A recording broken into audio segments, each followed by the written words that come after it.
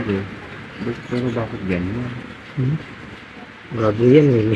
Kaya Mukhang- tinuturahan nila siya. No? Mukhang di isa yan. Alam eh. Mukhang di isa yan. Ito yung likuran ng kanyang aircon sir.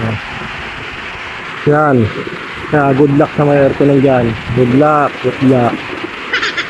Okay. Minalas-malas talaga aircon na sir. Dahil sa creek. Maniwala ba kayo dahil sa creek? Comment na. Comment.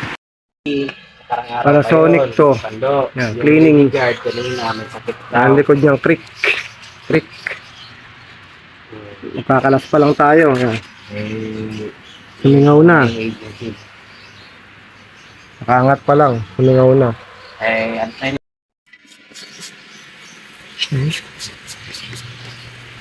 Hindi pa yan nililinis.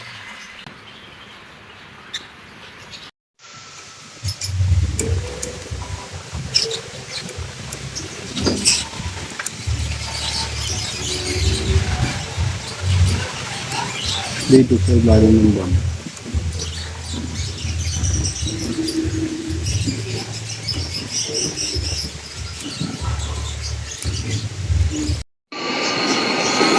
Kasi ko. Yan. Sabi mo. Yan, mas. Yes. Yan. Gigigil ka. Hindi, mas. Ganun. Yan.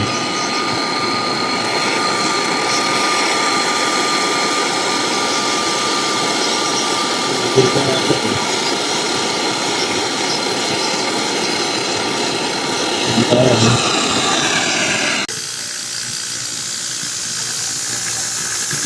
Ayan o, meron po eh. Sabay siya ba? Ayun. Ayun, labo yan. Dalawa. May isa malakas. Ito yung medyo.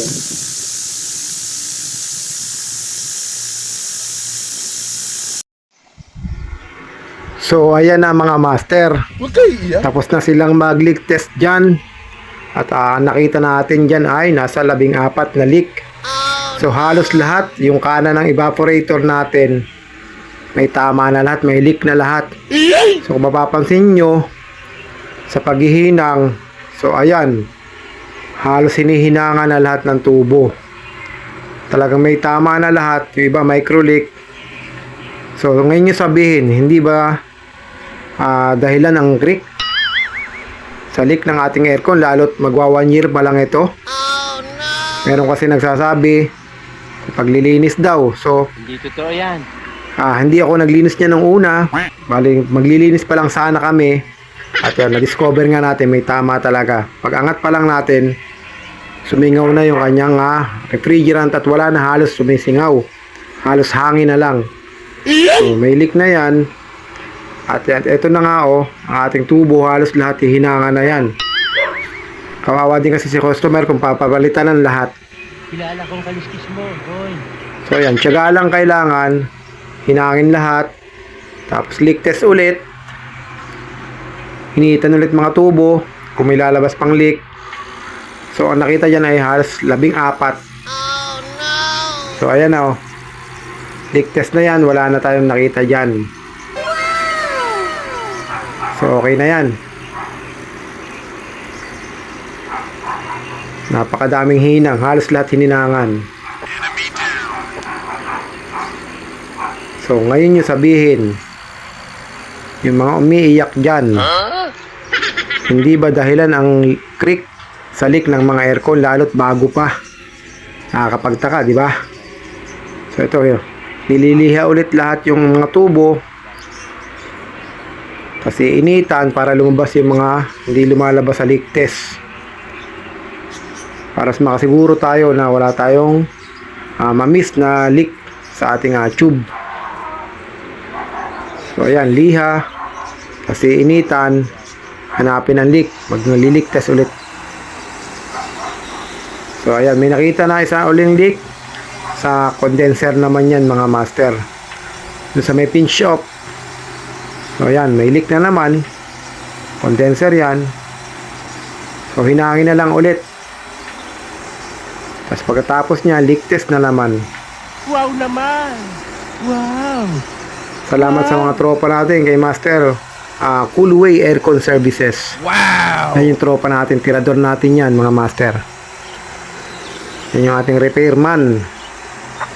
So sa mga gusto magpa-repair dyan, PM lang kayo sa page or kay Coolway Aircon Services.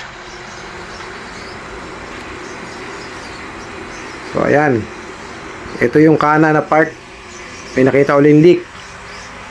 So hinang na naman, hinang ulit, tapos another leak test, initan ulit mga tubo. Napakadami talaga. Kung hindi matyaga ang titira nito, palit evaporator para 2 hinang lang, tapos agad. Kaso gastos si customer. Tiyaga lang, kaya naman. Sobrang daming leak po kanina, ngayon wala na po. Kabilaan po yan. Yan po, Sir Eman, okay na po. Meron po dito kanina isa, yan. Pero okay na rin po. So ayan, charging free na tayo mga master. Charging of refrigerant. At okay na yan, nadali din lahat ng leak ng mga master. Nakuha sa tiyaga. At sana hindi na uli magkaroon ng leak. Kung magkagayon man, saka natin suggest na palit ng evaporator yan mga master. At least, ginawa natin ng paraan kasi bago pa naman yung ating aircon. Kaya repair lang muna natin. So ito, testing na to, okay na to. Salamat. Pwede kayo mag-comment, mag-share, mag-like, mag-subscribe, mag-bash. Okay din. Thank you. Wow!